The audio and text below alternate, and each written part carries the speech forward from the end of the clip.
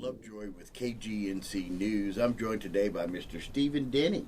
He's running for the Place 4 seat in the 7th District Court of Appeals for the state of Texas. Welcome, Mr. Denny. Thanks for having me, David. It's good to be here. Now, Stephen, you've got a long career in legal services. You've been an attorney, you're a criminal defense attorney, you handle other types of cases too. And you're running for this as an appeals judge, okay? Now, why can you tell our listeners a little bit what's the difference between an appeals court judge and, let's say, the county judge or the judge of 304, something like that? Sure. You have 46 counties in the Texas Panhandle that basically report to the Court of Appeals. And so if you go have a trial or a hearing or anything that's contested in a regular court, a district court or a county court at law, if you don't agree with what that judge did, if you think you got hometowned, if you think something wasn't fair, if you think something didn't work out right or someone didn't follow the rules, you get to complain about that. And that complaint goes to the 7th Court of Appeals. It's a panel of 4 justices, and then 3 hear each case. And sometimes you get an oral argument on that, but most of the time it's done via, the best way to describe it is a book report. Right. Mm-hmm. Yeah, they fill it out and say, hey, this is the element we want you to look at. Yeah. Now, in this case, your experience in all facets of law, how's that going to be a big advantage for you on the bench in the appeals court? Well, really, I've handled a little bit of almost everything. I've handled multi-million-dollar civil suits where people have sued over money. I've handled family law cases. I've handled CPS cases. But most of my experience has been in criminal law. Not only in doing trial law, I try several cases every year, but I also have done appeals work. And I've done 46 appeals since I got back from Afghanistan in 2010. And that may not sound a lot to people, but if you think about it, you've got to read an entire trial's worth of typing and then figure out the issues and write a 30 or 40 page book report about it. The brief is what we call it. That's a lot of work. Now, the 7th Court of Appeals handles more than 50% criminal work. They do civil work. They have, on the sheer numbers, just a little less than half is civil work.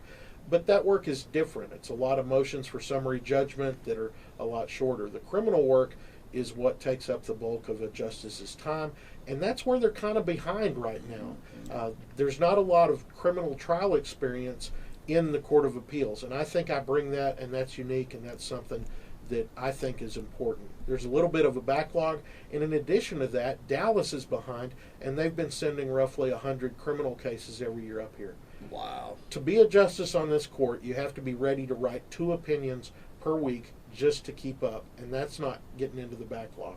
And so I'm ready to do that work. I've done that work with the 46 appeals I've done in the last 10 or so years. I know what it's going to involve. And basically, I can get started the first day writing appeals because I already do it. And that's an important thing, I think, for the voters to hear, that day one, if you're elected to this position, you can go to work. You don't absolutely. Have to do anything. Yeah. I think that's a very important fact that you, like you said, the court's already behind. You don't need another 6 months while you're trying to get up to speed to jump in. And that's an important fact. And part of the problem with, I hate to make it sound like they're not doing their job, but they were without a justice for a little while. A different justice got promoted. Justice Johnson got promoted, and you quit, and then Justice Parker was appointed, and she had a learning curve to get in there, and that position was open for quite a while. Yeah. Justice Campbell retired in September, and then the new governor's appointee couldn't take office for a while, and so really it's been empty there's been an empty spot for a while, and I know I can get in there and help from day one. That's one thing we're going to talk about real quick too is your work ethic, from your service in the military and your service. Now, I was a contractor. Oh, I don't want to. I don't want to take credit for that. And I'll take that out. Can we take that out? Let's restart. Oh yeah. Okay. Ready. Okay. Your service to our country as a contractor overseas.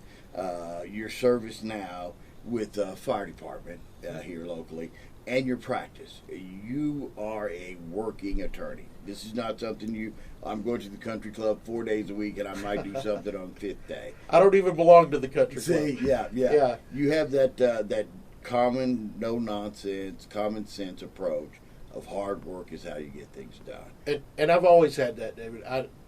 We've known each other for a while, but before I even went to law school, I worked during college. I worked as a mechanic at the research lab at Bushland, working on heavy equipment and tractors and things. You get to law school and they say, you can't have a job, it's too hard. And I said, well, I don't know how to do that. I've got to put myself through school. And so I worked at Sears and Circuit City selling computers and vacuums. Once I became a lawyer, the work was more intellectual and not so hands-on, and I needed to fill my time with stuff. And so most recently that's been with the volunteer fire department, EMT, which takes up quite a bit of time. I'm also on several boards, the Diabetes Foundation of the High Plains and the Crouch Foundation, the Potter County Employees Benefit Board, which is kind of similar to the 100 Club. We help out Potter County employees. And I actually got an email from one of my supporters that said, looking at your resume, you don't have time to be a judge. You're too busy. So I disagree with that. Yeah. I'm pretty good at my time management, but I am involved. I like being busy, and I am part of the community. And I think that's important. You look at what I do, I'm not just a lawyer who goes and collects a check and then goes and plays golf every night. I give back to the community. I participate in the community, and whenever there's a need, if it's something I can use my gifts to help out with, I try and do it every time. Yeah, and you do a great job. We really appreciate all the hard work you do. Oh, thank you. In Potter County. Right now, let's tell the voters why you're the best man for this position. Because I got the criminal experience. I can start helping with the backlog right away. District courts put a lot of effort into getting people their day in court. They put a lot of effort into having speedy trials and those things. And to have everything grind to a halt at an appellate level is just doing all of those judges a disservice. And I know I can help with that. I know there's not going to be a learning curve on doing criminal opinions. I'm going to be able to start from the very first day issuing those opinions and helping out. And so I think that's important. That's the difference. My opponent is a good guy. I can't say a bad thing about him. It's just that he has a different kind of experience that isn't the best fit for this court right now. For this thing. Don't forget, the last day to register for the primary is Monday, February the 3rd. Stephen Denny, he's running for the 7th Court of Appeals, State of Texas. The primary is getting close. Check him out. Go to his Facebook page. Ask the questions. He'll answer them. He's got no problem standing up and answering them. You'll see him in the next couple of weeks at several forums and debates around the community. But do the informed thing. Research your candidates and vote. Mr. Denny, thank you for taking time out today. Always a pleasure. Thanks, David. Thank you, sir.